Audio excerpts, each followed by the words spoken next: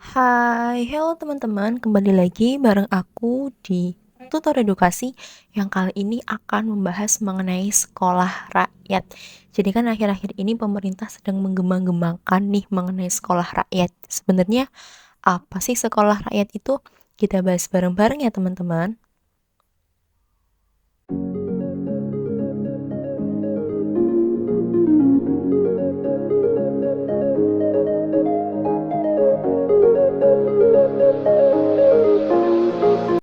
Oke, yang pertama kita bahas dulu nih pengertian sekolah rakyat.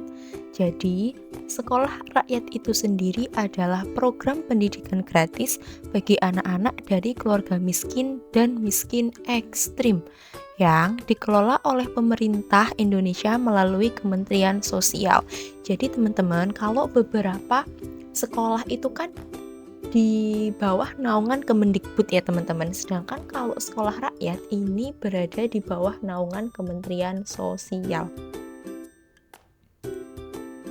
Kemudian di sini ada tujuan dan sasaran.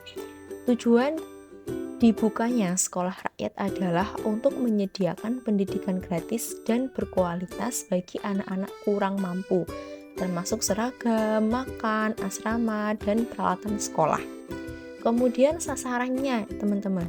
Sasaran dari program sekolah rakyat ini adalah untuk anak-anak dari keluarga miskin dan miskin ekstrim, terutama mereka yang termasuk dalam desil 1 dan 2 DTSEN. Masyarakat yang tergolong dalam desil 1 itu adalah masyarakat miskin ekstrim yang memiliki penghasilan 400.000 ke bawah. Sedangkan desil 2 itu berada sekitar 600.000 ke bawah, teman-teman. Jadi masyarakat yang memiliki penghasilan di bawah 400.000 dan 600.000 ini merupakan sasaran dari adanya program sekolah rakyat. Namun tidak menutup kemungkinan apabila di daerah tersebut masyarakat yang berada dalam desil 1 dan desil 2 sudah terakomodasi, kemudian masih ada sisa kuota untuk sekolah rakyat, maka ini bisa dimanfaatkan oleh masyarakat yang berada dalam desil 3. Masyarakat yang termasuk desil 3 ini adalah masyarakat yang memiliki penghasilan di bawah 900.000. Kemudian di sini ada konsep, kurikulum, dan juga jenjang.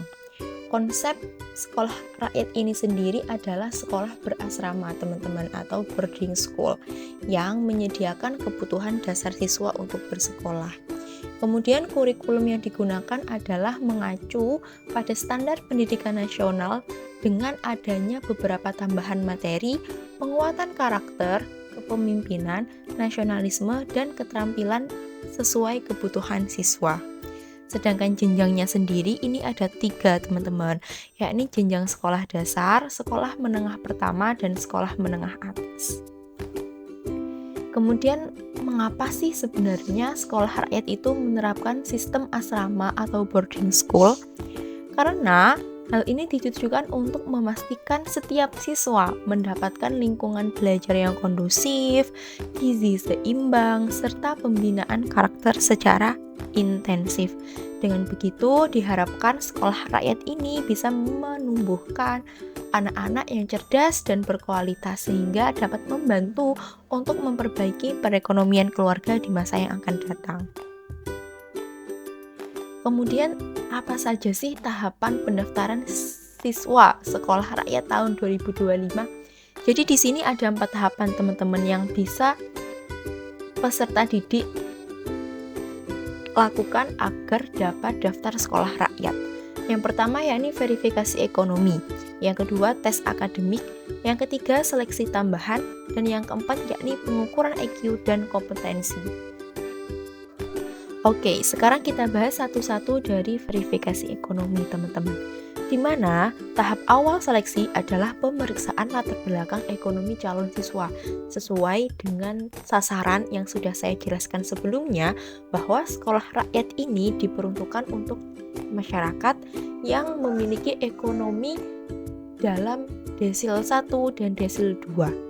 Apabila desil 1 dan desil 2 sudah terpenuhi dan masih ada tersisa kuota siswa, maka dapat diisi oleh masyarakat yang berada dalam ekonomi desil 3. Tujuannya apa sih?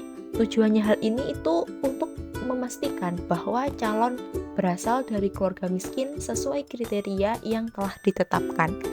Kemudian yang ketiga, verifikasi ini penting untuk menjaga ketetapan sasaran bantuan dan pendidikan, sehingga diharapkan bantuan ini tepat sasaran sehingga output yang diharapkan juga dapat maksimal.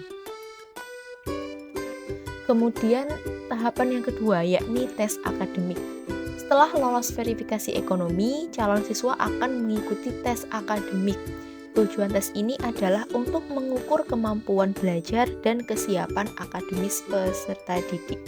Hasil tes akan menjadi bagian dari pertimbangan dalam proses seleksi. Jadi sebenarnya sekolah rakyat ini, teman-teman, tidak hanya ditujukan untuk masyarakat berkebutuhan ekonomi kurang atau masyarakat miskin, namun juga ada beberapa sarana yang menunjang prestasi siswa. Jadi siswa yang berprestasi akan mendapatkan prioritas dalam sekolah rakyat, sehingga secara tidak langsung sekolah rakyat ini merupakan beasiswa pendidikan untuk siswa miskin yang berprestasi. Makanya dari beberapa tahapan pendaftaran ini ada tahapan tes akademik. Hal ini ditujukan untuk mengetahui mana siswa yang berprestasi dan berorientasi untuk berkembang lebih baik dalam sekolah akademik. Kemudian tahapan yang ketiga yakni seleksi tambahan. Seleksi tambahan ini berupa psikotes untuk menilai kondisi psikologis dan potensi kognitif masing-masing peserta didik. Kemudian yang kedua yakni pemeriksaan kesehatan termasuk penilaian status gizi dan pemantauan pertumbuhan fisik. Kemudian tahapan yang keempat yakni pengukuran IQ dan kompetensi. Ini mencakup dua hal. Yang pertama yakni pemerintah akan menggandeng lembaga profesional untuk menilai IQ dan kemampuan dasar calon siswa. Kemudian yang kedua, hasil itu digunakan untuk mengetahui potensi masing-masing peserta secara menyeluruh. Terkadang teman-teman, masyarakat itu atau siswa yang berada dalam kondisi ekonomi ekstrim memiliki bakat, kecerdasan, atau kemampuan luar biasa yang tidak tersalurkan. Mengapa tidak tersalurkan? Karena orang tuanya juga tidak memiliki biaya untuk mengembangkan berbagai kemampuan atau potensi yang dimiliki oleh anak-anak mereka.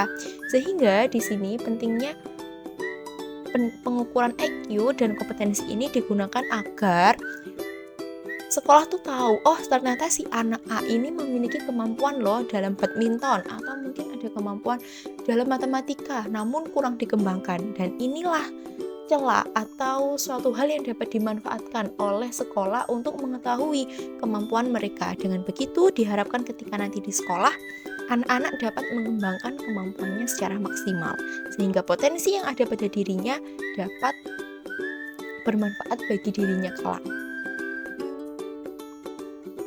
Oke teman-teman, kita sudah berada di penghujung materi, kita sudah berada di tahap kesimpulan. Jadi apa saja sih kesimpulan yang dapat kita pelajari dari mempelajari pembelajaran mengenai sekolah rakyat ini? Ada 3 poin penting yang akan kita simpulkan. Yang pertama yakni sekolah rakyat adalah program pendidikan gratis bagi anak-anak keluarga miskin dan miskin ekstrim yang dikelola oleh pemerintah Indonesia melalui Kementerian Sosial. Kemudian yang kedua, menggunakan konsep sekolah boarding atau boarding school dan terdiri dari 3 jenjang, yakni SD, SMP, dan SMA. Kemudian terdapat 4 tahapan nih pendaftaran sekolah rakyat: verifikasi akademik, tes akademik, seleksi tambahan, dan pengukuran IQ dan juga kompetensi. Oke teman-teman, terima kasih yang sudah meluangkan waktunya untuk menonton video mengenai sekolah rakyat. Semoga video pembelajaran ini dapat bermanfaat dan berguna bagi teman-teman. Apabila teman-teman ada nih sekiranya di lingkungan sekitar yang memang membutuhkan program ini untuk menunjang